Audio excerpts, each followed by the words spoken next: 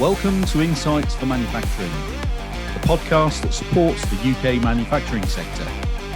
Hosted by Jeff Beecham, the manufacturer's recruiter. Welcome to Insights for Manufacturing. We're here for another episode of the podcast, and today I'm joined by my special guest, Stuart Brooks, who is the founder and managing director of Blackbird Communications. And I met Stuart back at one of the exhibitions at the NEC recently. I think it was Advanced Engineering. It was. How are you, Stuart?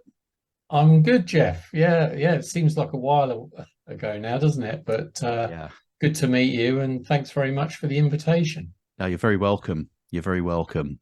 So straight off the bat, I wanted to find out, how you got into the work that you do, because I know you don't just support manufacturing as engineering and specifically automotive and aerospace and construction and other things as well. What was your inspiration for focusing on communications and PR in the first place? And then why did you hone in on manufacturing? Well, long time ago, I did a degree at Leeds University. It was one of the first in the country, actually, back in the late 80s. Okay.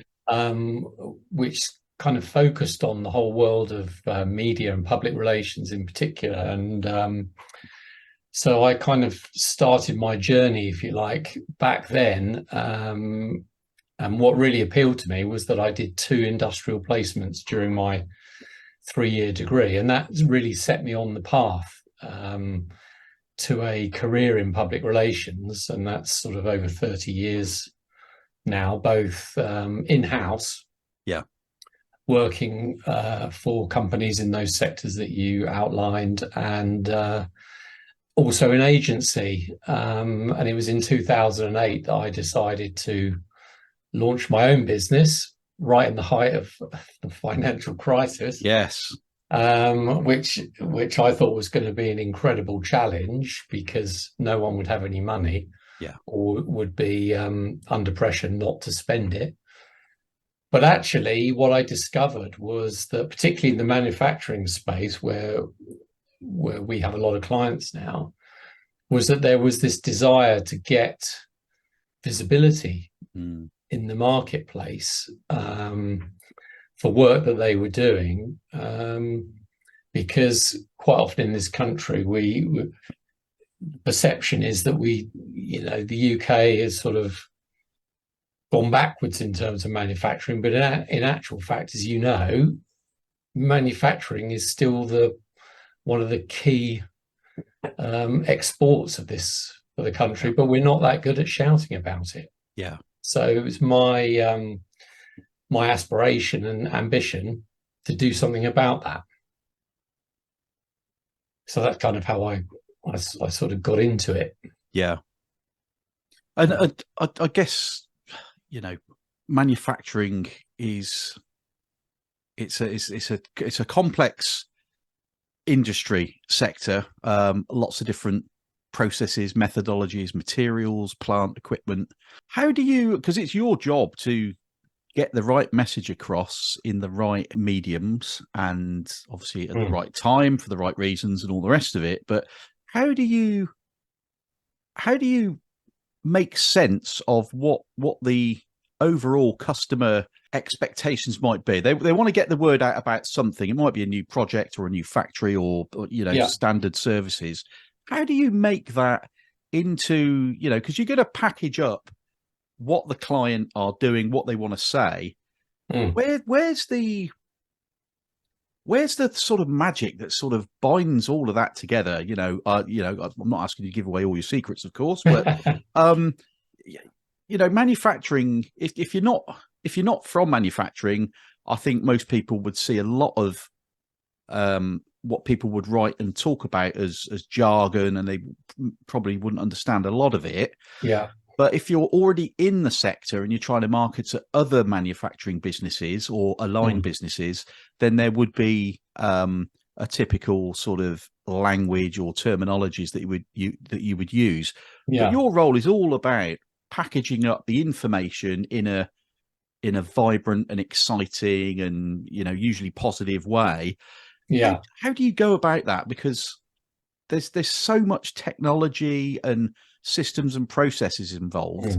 how do you simplify all of that for either, an Right. editorial or a Mm. video piece, whatever it might be? Yeah, I mean, it's a great question, Jeff. And it's obviously at the core of what we do as public relations professionals. The world is so noisy these days with so many channels, Yeah.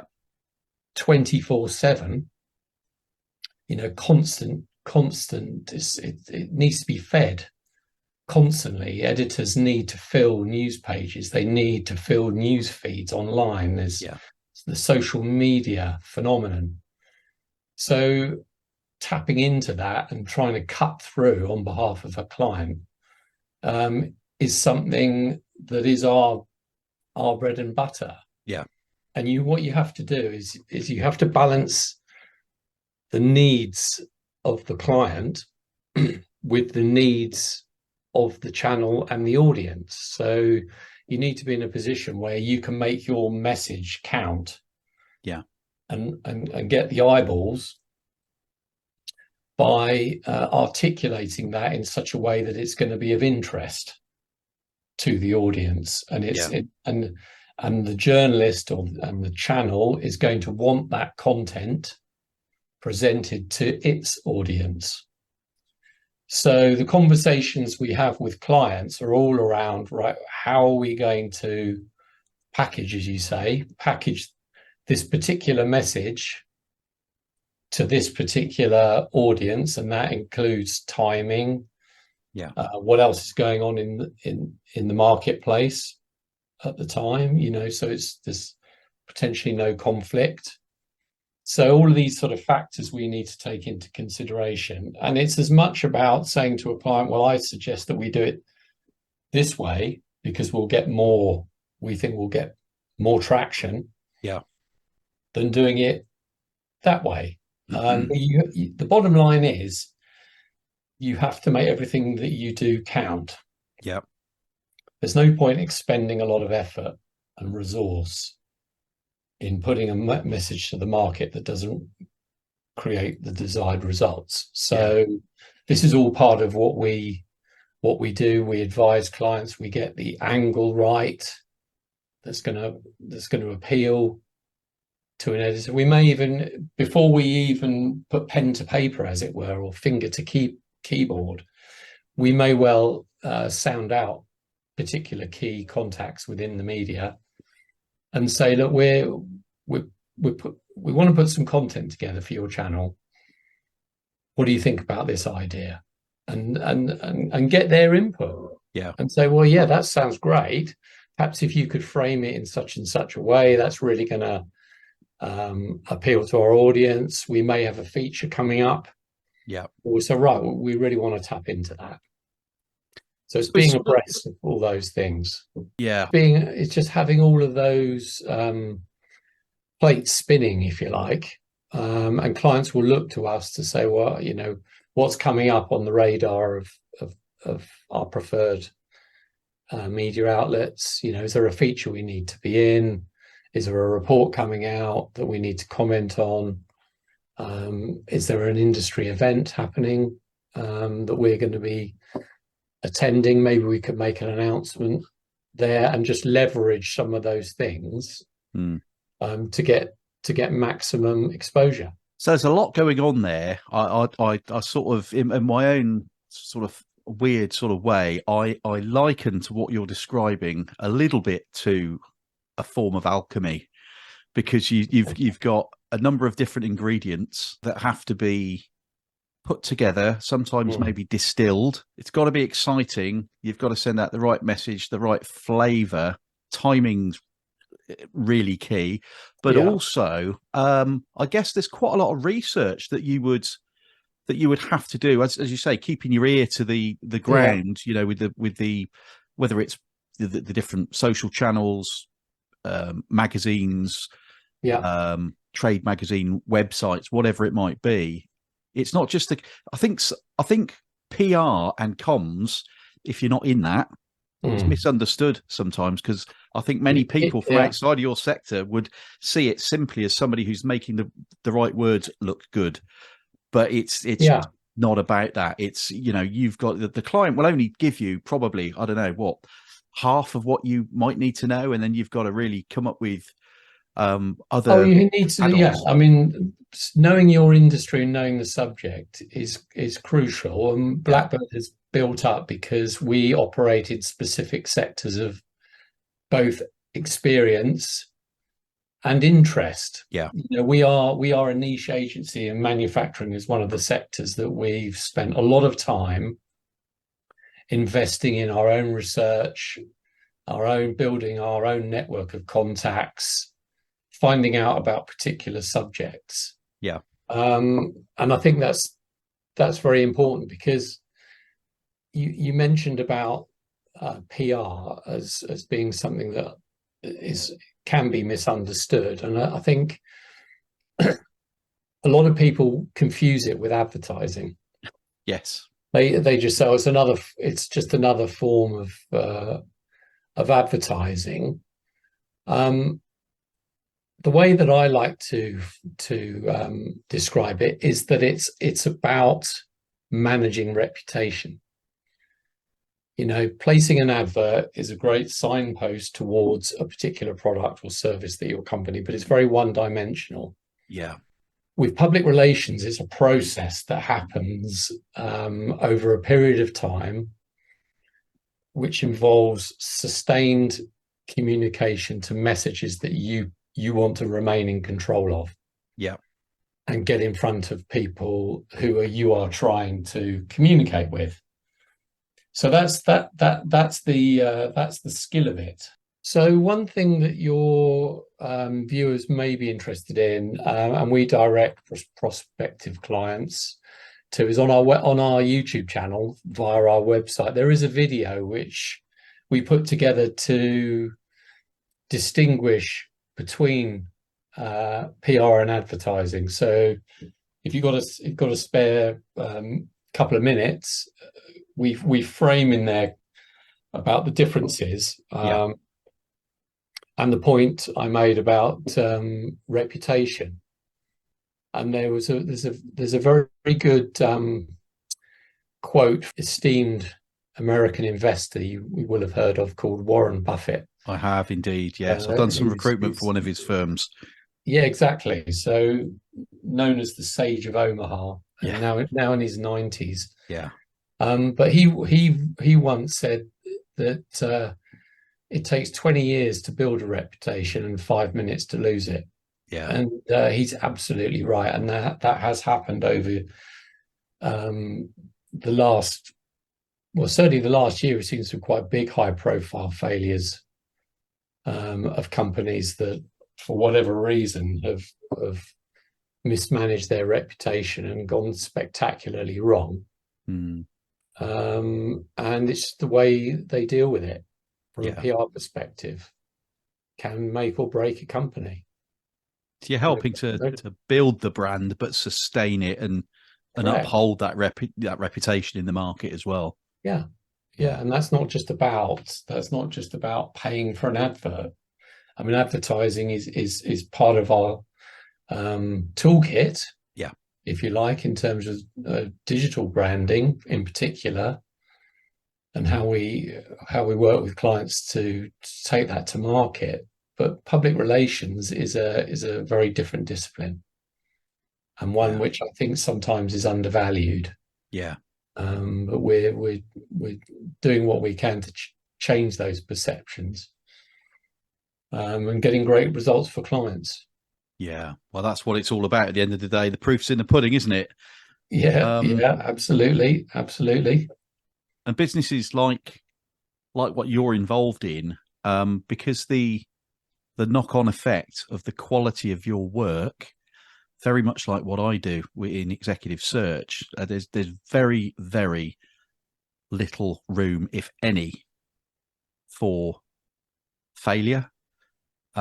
Sometimes you can be, I might be hiring or recruiting, helping a business to recruit an executive that might be business critical to the organization. The same as with some of the stories, product launches, whatever the news is, or whatever you're articulating for your clients, if it's not done the right way, in the right time, to the right places, it's not just about, well, that's money that client has spent that hasn't really hit the mark. It could be quite damaging as well. So businesses like yours do not last as long as yours has. I think you were founded, 2008, 2009. 2008, yeah. You'd very soon go out of business if you weren't at the top of your game. Oh, yeah. Yeah, absolutely. But it's about finding your niche. Yeah.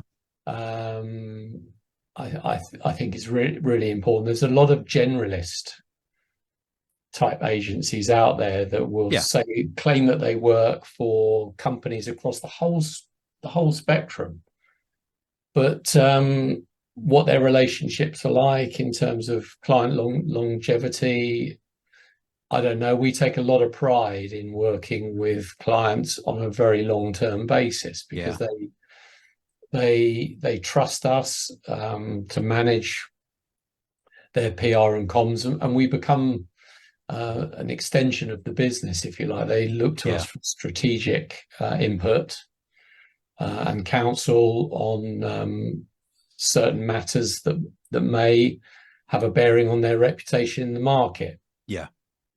So there's that's all part of a long-term strategic partnership, rather than, oh, please just put together a press release about this particular subject. It's more than that. We may well say to them, we don't think necessarily a press release is right for this announcement. It may be that we do set up an exclusive, for example, with a media channel. Yeah.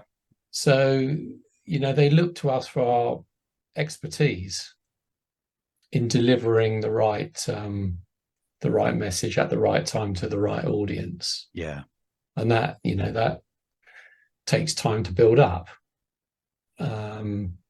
So, we, as I say, we built up our client base within the manufacturing space probably over the last 8 or 9 years. Yeah. Having started Blackbird specifically within automotive. We're now supporting very big companies and smaller businesses as well. Yep. That see the value of public relations to the bottom line. Yeah. Helping engage and having conversations with the industry and their own customers. Yeah. I like what you said earlier. The one key word stood out head and shoulders above anything else. It was all important, but the word trust.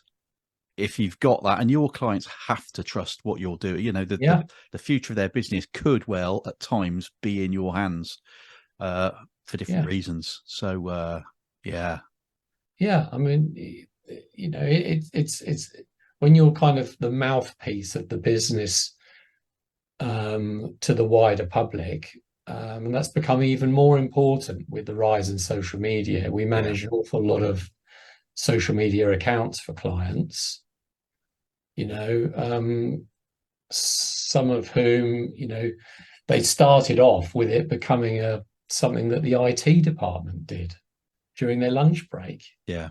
How times have changed. It's everything that is said from a company into the public domain, be it on Instagram or Facebook or LinkedIn. That messaging needs to be consistent across all platforms.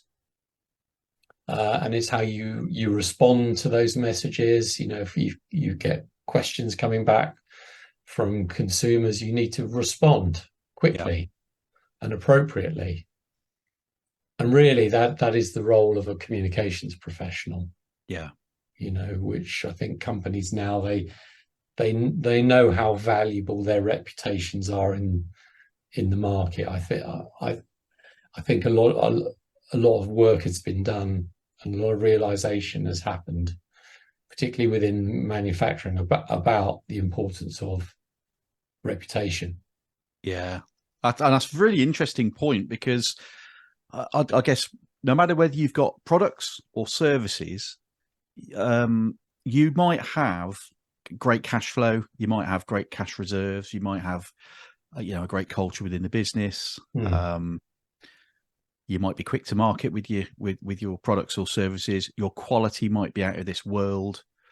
But all of that pales into insignificance, even if you're a hugely successful business, if you lose the trust of your current customers or your prospective customers, and you lose your reputation. It's all gone. So I'm really pleased that reputation now, and in particular, with manufacturing, it's probably as important as all of those other facets. I think all businesses have to look at these things holistically now, and reputation, it used to be an afterthought, or we'll be okay because we're doing everything right.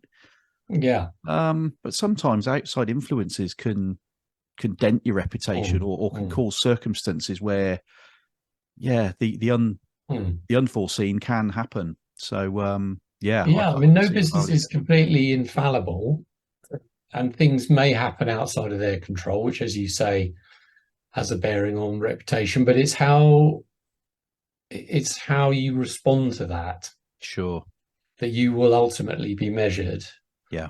What's the speed of your response? What is the tone of your response? Are you in control of the messaging? And one thing that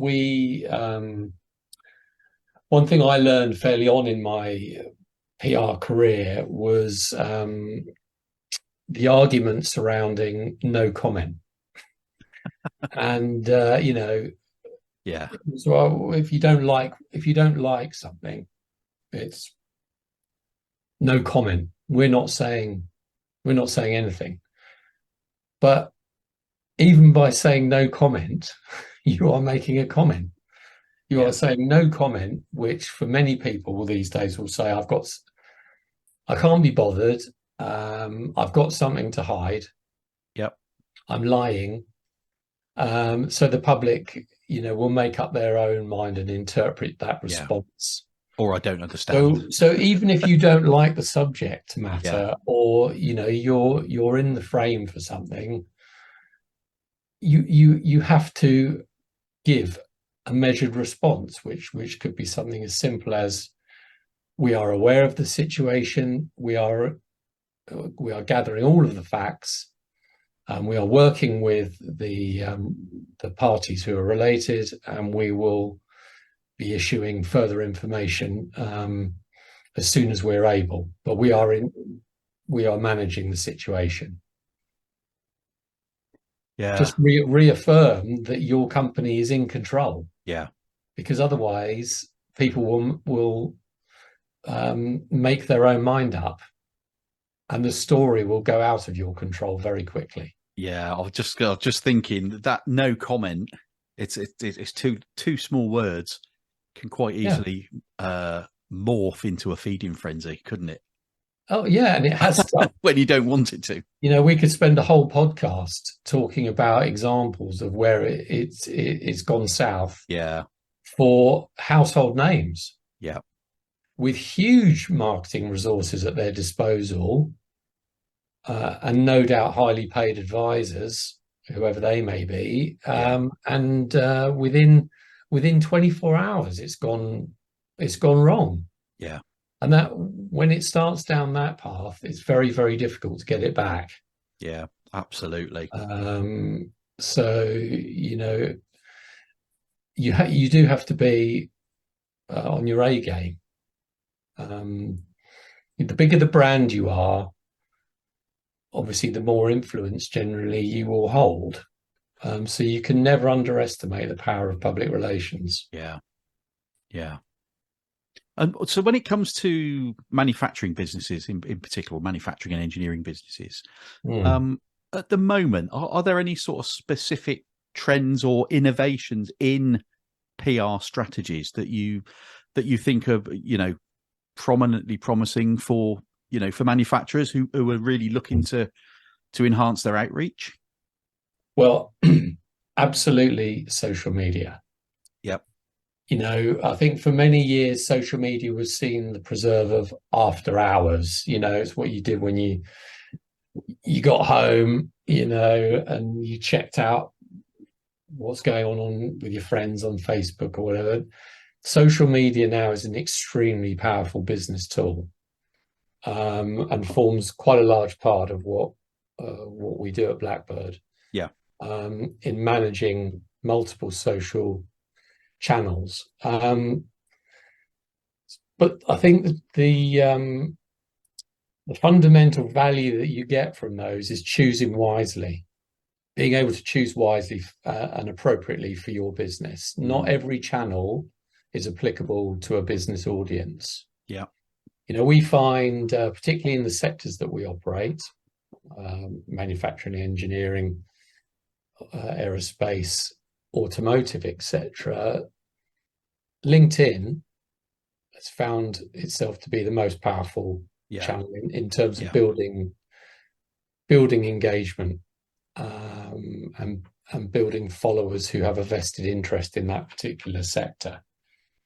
And the beauty of that is obviously you can track how well you're doing, with quite sophisticated analytics. Yeah. So social media, very powerful. Instagram is becoming a lot more prominent from a business perspective, in the fact that you're using photography. So yes, great to show, what you're doing from the factory floor, even, products, processes. And there's a lot more interest in that. And video. We actively advocate the benefit of video. And that's not just about, long form corporate videos. I think those days are probably over, in terms of we absolutely must have a 5-minute corporate video. Those days are long gone.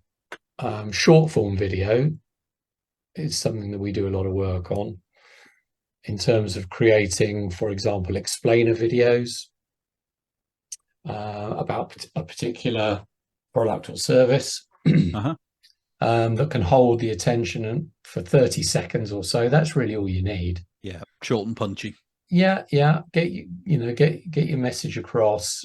Use some graphics. And this does not need to be a time-consuming or expensive process. With the tools available to us now, and the expertise we have on content design, and the use of the platforms, we can turn them around very quickly, and they get good results because they're interesting to watch. You have a senior member of the team, or someone representing the company who's confident in front of the camera, can do some great work. Yeah. And it just keeps people in touch with what's going on in your company. So those, definitely social media and video, two trends which I think manufacturing can really grasp the nettle on and develop in 2024. Yeah. Awesome. And it's thank goodness we have sort of gone pretty extensively digital these days, haven't we? Most comms these days are digital. I can't remember the last time I read a letter. It's all it's all digital, isn't it? And I suppose with the rise of smartphones as well, I record some of my content on a smartphone. Sometimes it's on Zoom, sometimes it's in other ways. But the getting video is just becoming so much more accessible. So a lot of the smaller businesses can, get out into the factory with their smartphone and a tripod. Well, yeah. I mean, this is just such a powerful tool now with the camera technology. Yeah. In your smartphone. I mean, you don't necessarily even need a tripod. I mean, you can do some great videos very, very quickly, and then edit them on any number of apps that you can do.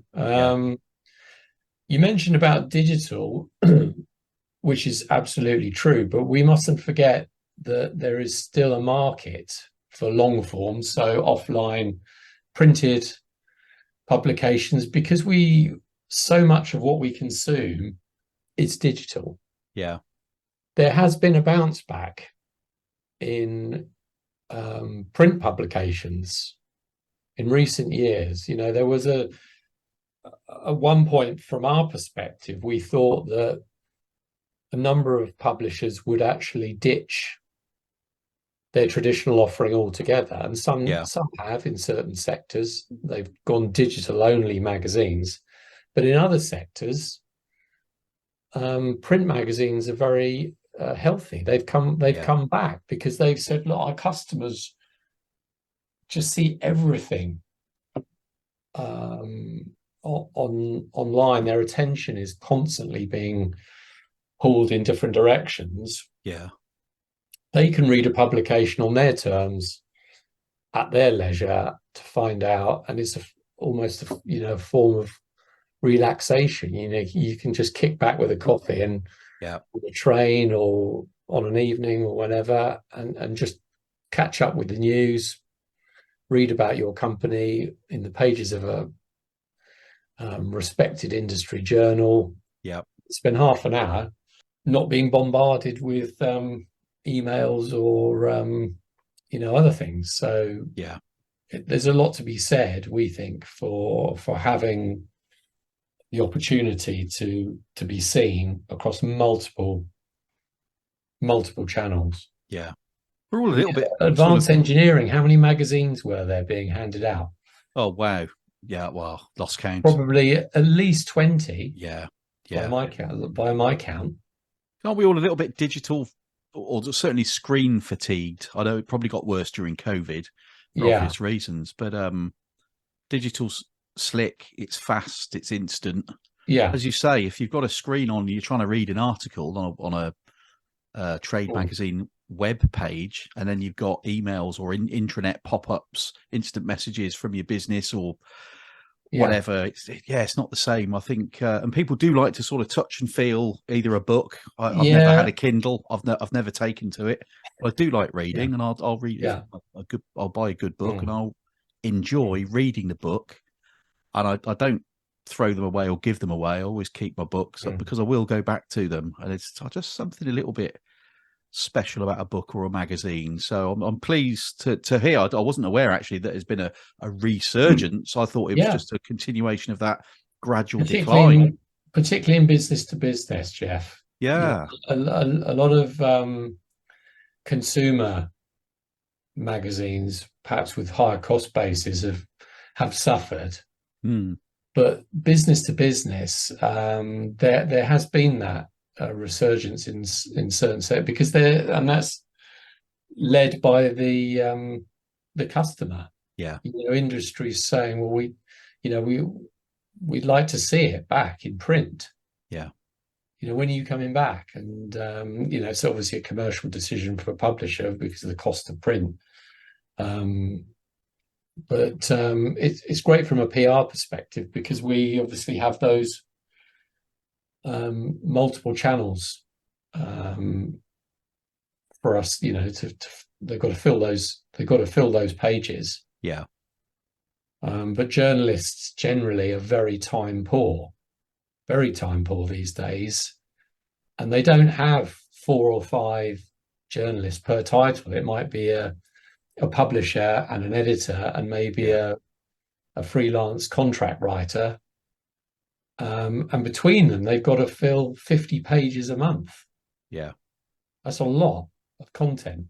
So they will look to the market to provide them with very good quality content that their readers want to see, and ultimately that will fall on people like us at Blackbird to deliver that content.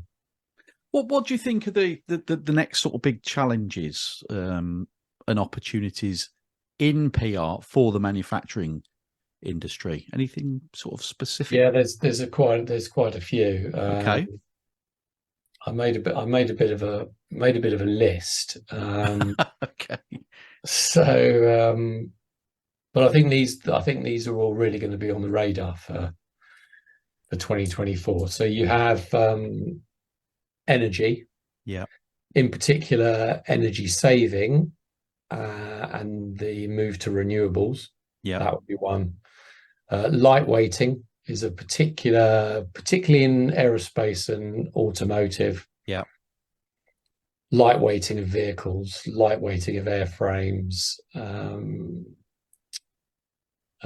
use of lighter weight materials, particularly carbon fiber and composite. Yeah. Those are very, very on trend at the moment. The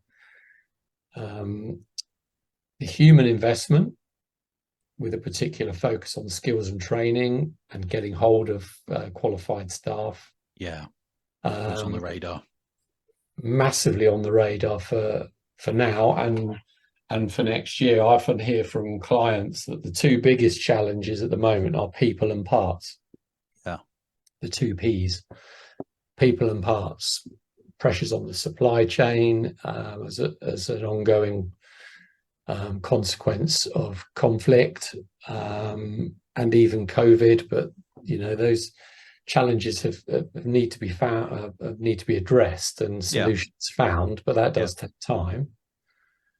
So there's the human.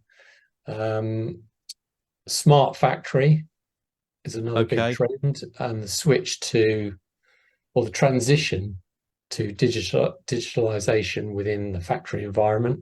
Yeah. So full connectivity of the production line. Full traceability of tools used on the production line. That's something that one of our biggest clients, Atlas Copco, Industrial Tools and Solutions, heavily into and at the forefront of the sector in that regard. We're working very closely with them on that particular message. Journey to the smart factory. Yeah. And of course, sustainability is a watchword within manufacturing, which can encompass quite a few of the other things that I've said. Yeah. But it's how you make, how are we making manufacturing greener in the run up to net zero? The agenda for decarbonisation by 2050. Yeah.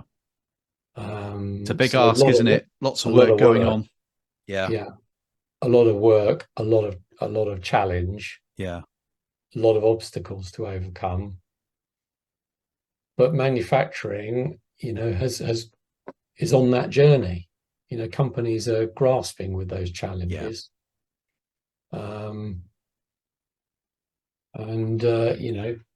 It's something that us as PR professionals can support them with. How are we communicating the messages about the achievements that you're making in those areas? Yeah. To give confidence to customers, to give confidence to stakeholders and policymakers that yes, your business is contributing in that way towards decarbonisation. Yeah. While still delivering a premium service. It's important to keep talking it up, isn't it? Well, it's not going to go away, Jeff, is it? I mean, it's this is the direction of travel, globally. And the UK has always been a trailblazer in manufacturing. Yeah. And we need to continue that because the world is, as you know, is just so competitive these days. But I think we've got the opportunity to do that, and telling the story and getting the message right is a crucial part of that. Yeah, absolutely. Have you got a sort of, if I ask you for one single piece of advice, not necessarily as a quick fix, but is there a piece of advice that you could give to a manufacturing leader or bunch of manufacturing leaders who are looking to improve their company's PR strategies? What would be number one on your agenda to sort of try and point them in the right direction? Well, I think fundamentally understanding about what you believe the reputation of your business is in your marketplace. Look in the mirror and so, where are we in the market? And you can do that by talking to some of your customers. A lot of businesses do customer surveys and say, look, honestly, give us an appraisal of how we do. And for impartiality, some companies spend a fair amount of money bringing in third parties to do it. Yes. So there's not any sort of bias. It's done from a point of a level, and you have these big apps now like Trustpilot and the like, that companies have front and center on their website because it's transparency. Yeah. So I would say, try and understand what your current reputation is, and then, as a piece of advice, if you need support on that, have a conversation with a respected PR agency who understands your world, who practices in your industry and has a track record in delivering for clients in your space. I think there'd be a lot to be gained from that. And just having an honest opinion and a conversation with someone who understands the challenges that you might have. Because some companies, they might be frustrated by the fact that they can't get their message to market, or they're not getting the traction that they want. And there may be a number of different reasons for that. So we can certainly help. We can certainly help, and always happy to have conversations. With companies who may be, having a rethink about how they take their business to market. From a comms perspective. Important that you've mentioned transparency as well. I mean, throughout businesses, and particularly at leadership level, if you're not occasionally looking in the mirror, are you actually operating in the real world day to day in your business? If you're just in that, all businesses are busy. You've got profits to make. You've got shareholders to keep happy. You've got to keep people in their jobs, deadlines to meet. Get all of that. Absolutely. But if the reality is somewhat skewed from your perception of reality, and that might be because you just don't look at it enough, but it might be that sometimes egos can come into to these things as well, So basically, do an analysis of your own business, find out properly where you're sat in the market, talk to your customers, and then that gives you a good starting point to move forward from, doesn't it? And that's obviously where you come in at that point. Okay. It's easy to find that information out now. I mean, you've got lots of different review platforms, so you can find out what your customers are thinking about your business, because if they're happy to put a comment in public on a platform, it's there for the world to see, and it's there for perpetuity. Generally, if it passes all of the test for propriety and everything, that won't be erased. And people may base their judgments on doing business with your company on people that they've never met or never spoken to, just from an online review. So it's how you respond to that, both positively and negative. If there's negative comments, how you would manage that. That is often how you're measured as a business. Well, Stuart, it's been a fantastic conversation today. I've enjoyed talking to you about how you're helping UK manufacturing and engineering with their PR and comms. I've certainly got some takeaways myself as well. It's been really insightful, hence why I've invited you on in the first place. So thanks for coming on. One last question: how can people get in contact with you at Blackbird Communications about their PR and communications? Well, thanks very much, Jeff, for having me on. Welcome. Great speaking with you, and I think we've covered quite a lot of ground there today. So thanks again for the opportunity. If people want to get in touch, they can find me on LinkedIn, Stuart Brooks, or they visit blackbirdcommunications.co.uk is our website, and you can see corporate case studies of how we've helped companies in those sectors.